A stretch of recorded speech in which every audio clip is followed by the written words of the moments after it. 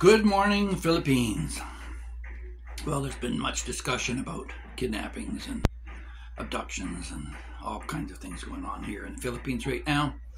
And this video is to try and clarify some of the points as to what you should be cognizant of when coming to not only Southeast Asia and Philippines, but there's also parts of the world that are not safe and common problems throughout. So let's take a look, shall we?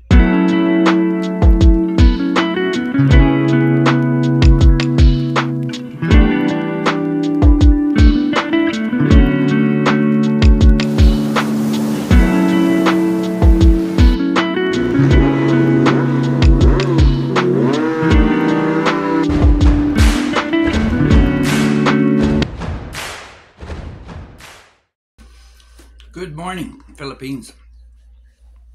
So today's video is about the terrorist threat and what you're likely to come up across here in the Philippines. Now, at the outset, I'll refer to what an Australian fellow mentioned to me one time about the tall poppy. When referencing people, the tall poppy is the one that gets picked. So you don't want to be the tall poppy. If you stand out in the crowd, you're going to get noticed. And many of us have had our working lives being noticed in the West, and we don't really need it here, or shouldn't be looking for it. But if you're a YouTube blogger and they know that you're monetized and you got a good source of income, that could target you as well.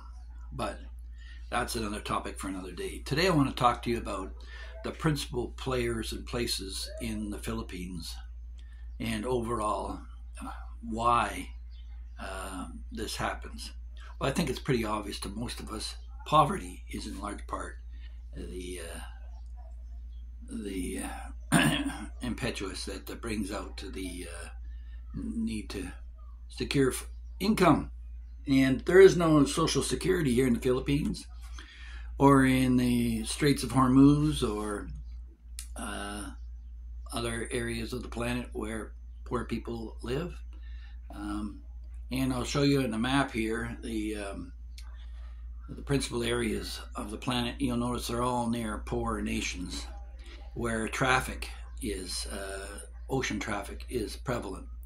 But the Sulu Sea has been a prime target for centuries, where pirates abounded, and the travel between India, China, the Philippines, Korea, that continues to this day, and the Straits of Malacca Straits there in Indonesia are a prime target. So you have to watch out for that. And that's what drives it, is poverty, because none of these rebel forces would ever perpetuate themselves.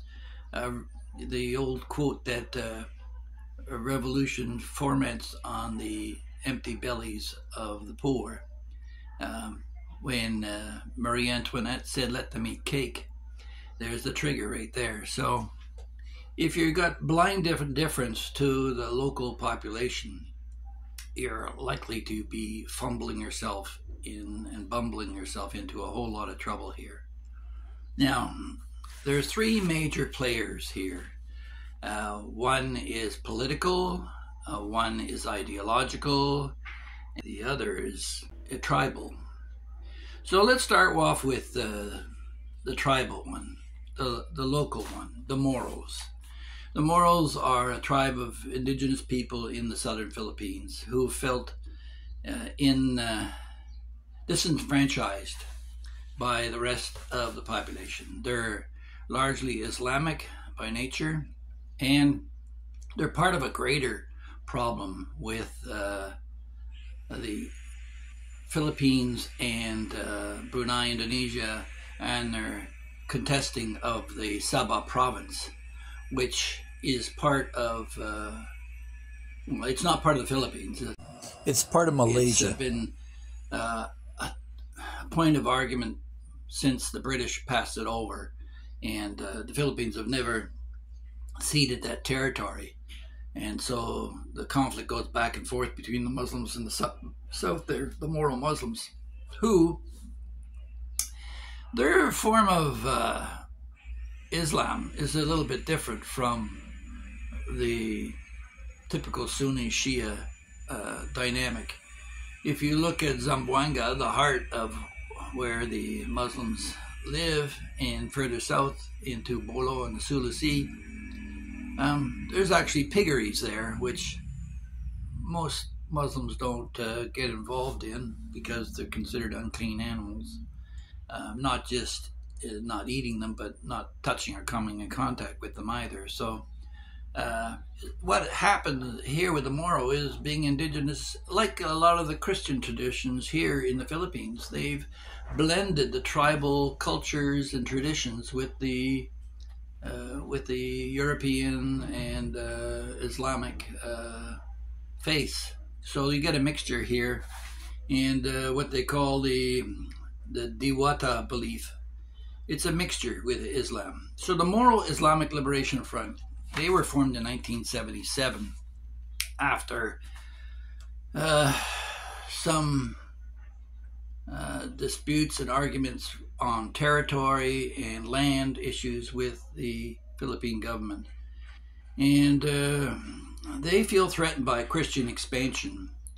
So if you go in there as a Christian and make any kind of cracks or comments or disrespect, you're going to raise their ire. And they range from Palawan, southern Palawan, the Sulu Sea, and the Basilan areas. So right now, they have reported about 2,900 troops that protect their interests.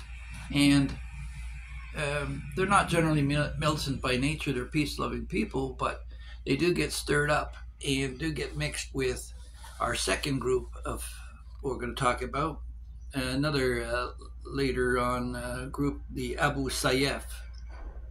Now the Abu Sayyaf, they're also in the Jolo Basilan area, and they're reported only to have 20 members, but they're criminal, and they use fast boats to abduct people, and they travel through Indonesia and Malaysia, and when they are attacked by the Philippine National Army, they're quite often found to be Indonesian and Malaysian, because this is a disputed territory down there in the south. And there's even been overtures to independence that have been offered by past presidents, so, or at least some autonomy.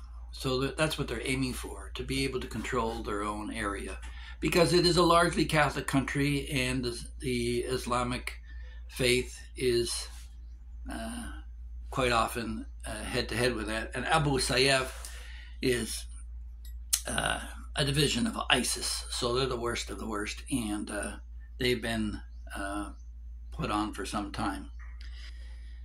Now, the third and largest, and by far the most overreaching set, is the NPA. And the new Philippine Army, it's not so new. It's been around since 1969, and it grew under Marcos when he had the martial law put out as a reaction. It was funded until 1976 by China and the communists that are in China. It's a communist party here in the Philippines, and they represent with over 1,500 troops in 73 out of 81 provinces in the Philippines. So they are by far the more diverse, but they grew in 1969 principally under Marcos, and in 1981 they migrated to Mindanao, and in 2002 the U.S. declared the NPA a terrorist organization. And they were initially in Samar, which is one of the poorer areas of the Philippines.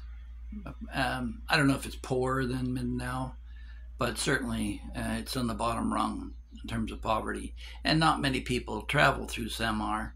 There's a large Philippine military base right in the center of it to compete or to combat with the NPA. But they've been found in Negros and other areas. And I'll show you on a map where they are dispersed throughout the Philippines. And they did end up down in Mindanao as a growing force. And they're largely the political element in all this mix. They get involved in the politics of the Philippines. And that's where you'll end up with your largely political kidnappings, because they'll not just go after foreigners, but businessmen here. Just today, a Chinese fellow was kidnapped, and the ransom, I think they're asking 5 million pesos for him. This is his second time being kidnapped. The last time he was kidnapped, they ended up paying 50 million pesos for his recovery. So, yeah, this is an ongoing issue. And being as the elections are coming up next year, we'll be expecting some more activity from the NPA.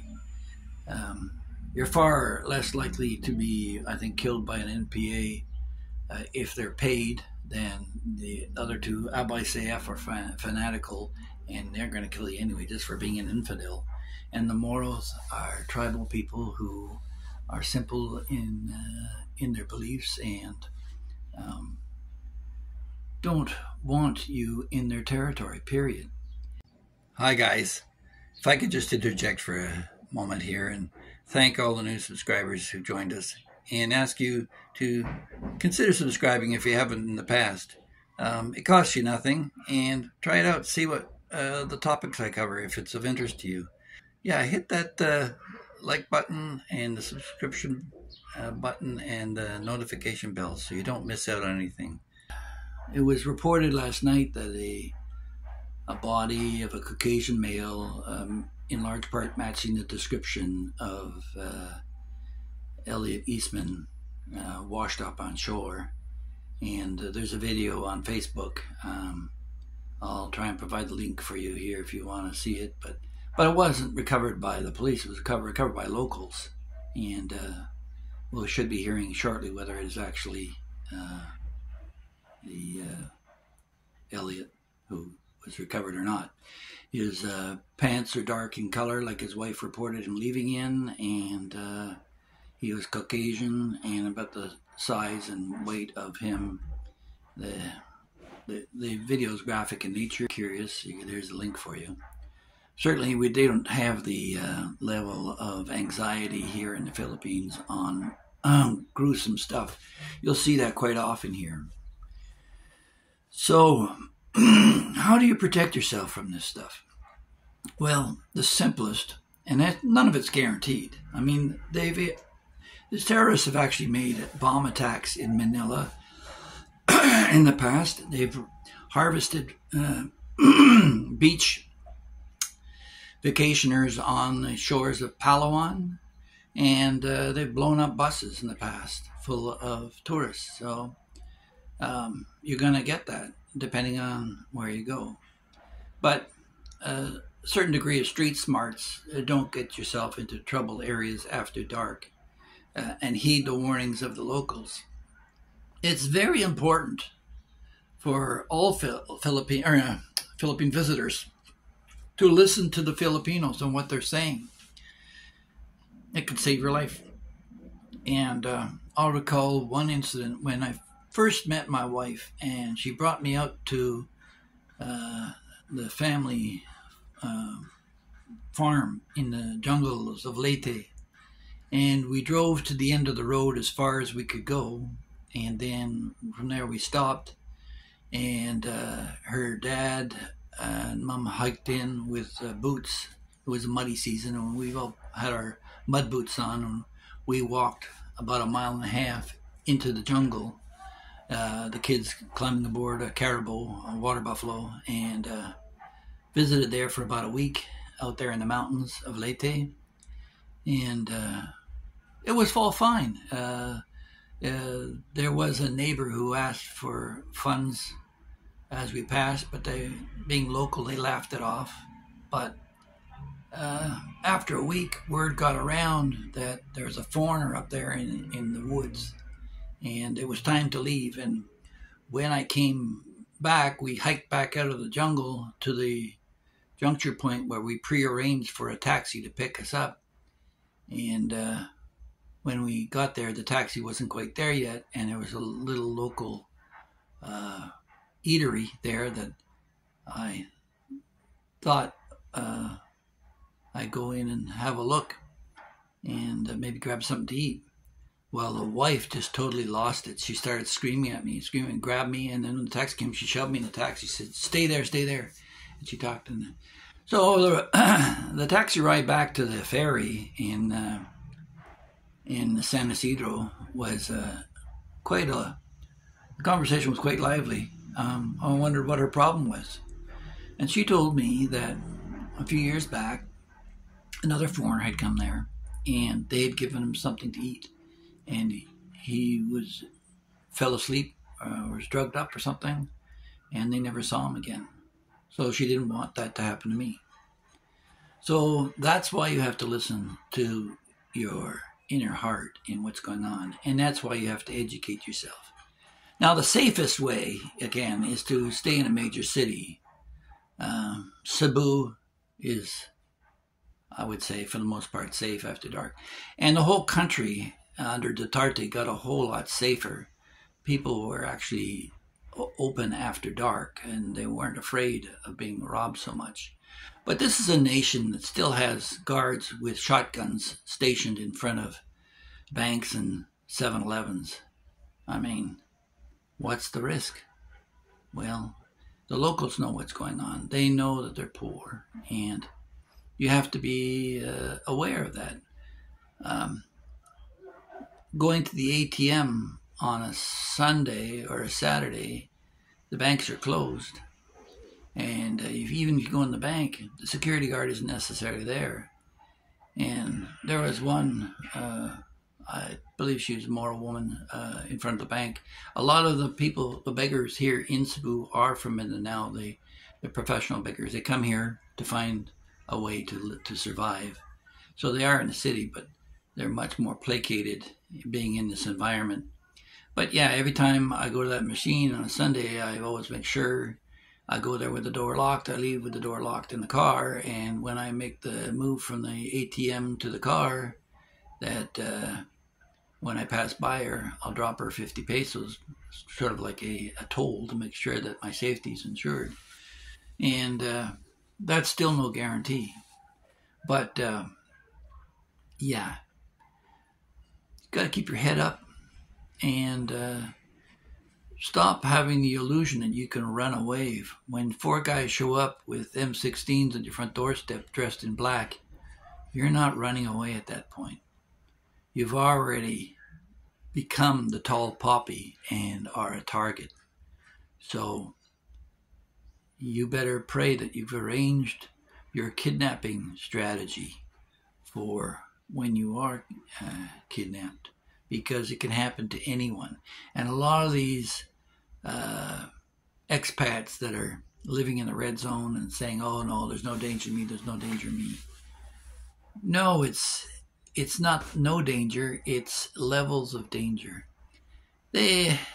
My dentist he had a helper who was from Mindanao, and his name was Brian. And Brian told me, he says, why don't you come to Mindanao? Kept pushing it. And I said, no, I don't think so. I've heard too many tales.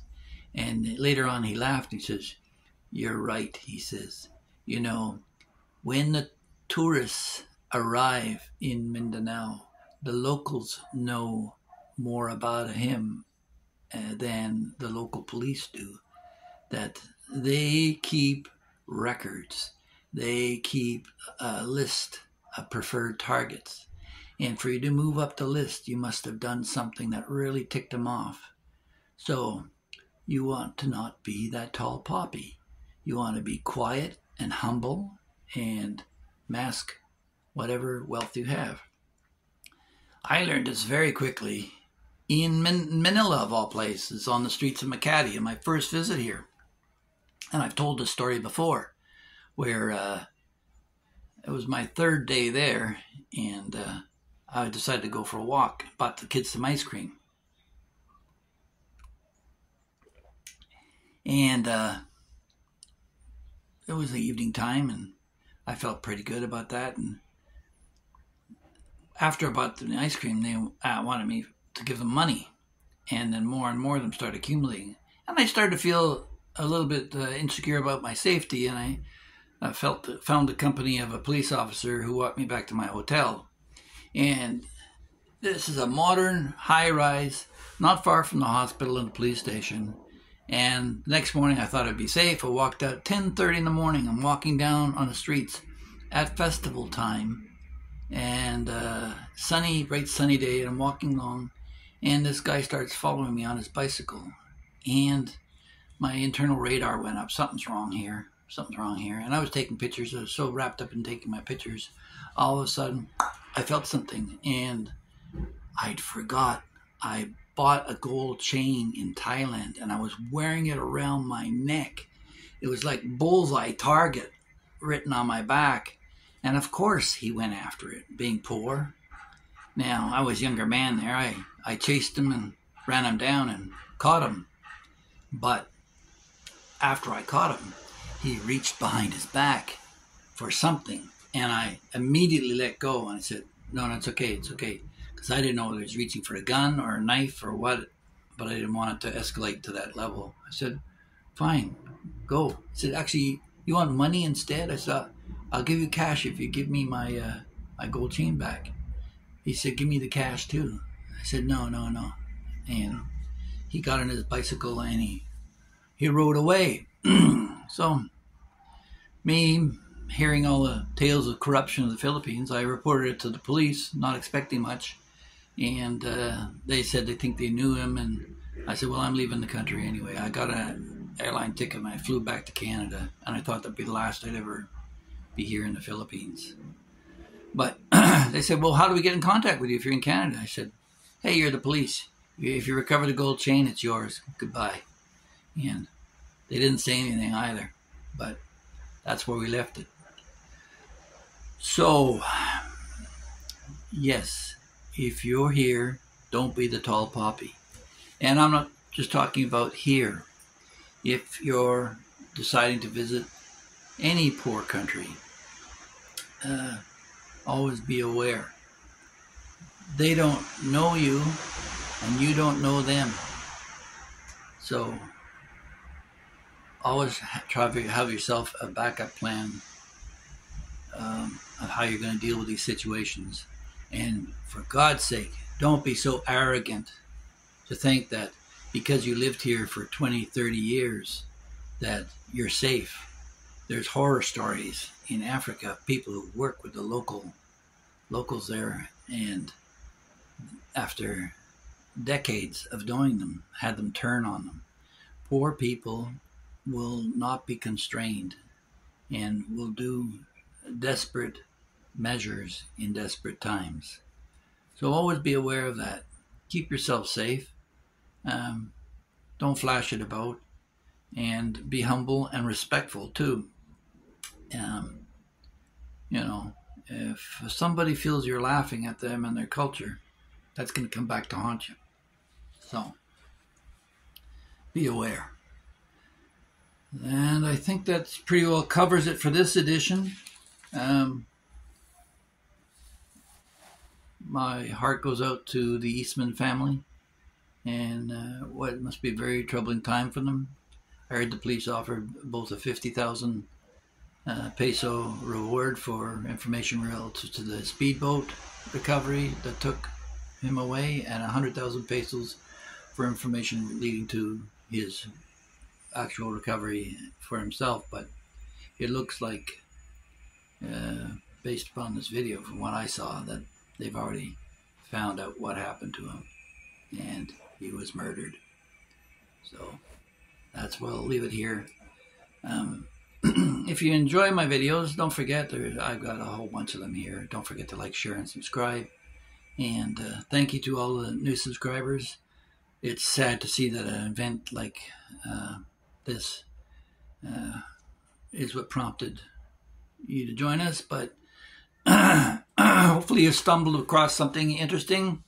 Here at the Phil Cartman Experience, we try to provide something new, different, and a little bit off the mark with some theories and hypotheses that you may not find on other channels. So thanks for joining us, and we'll talk to you in the next one.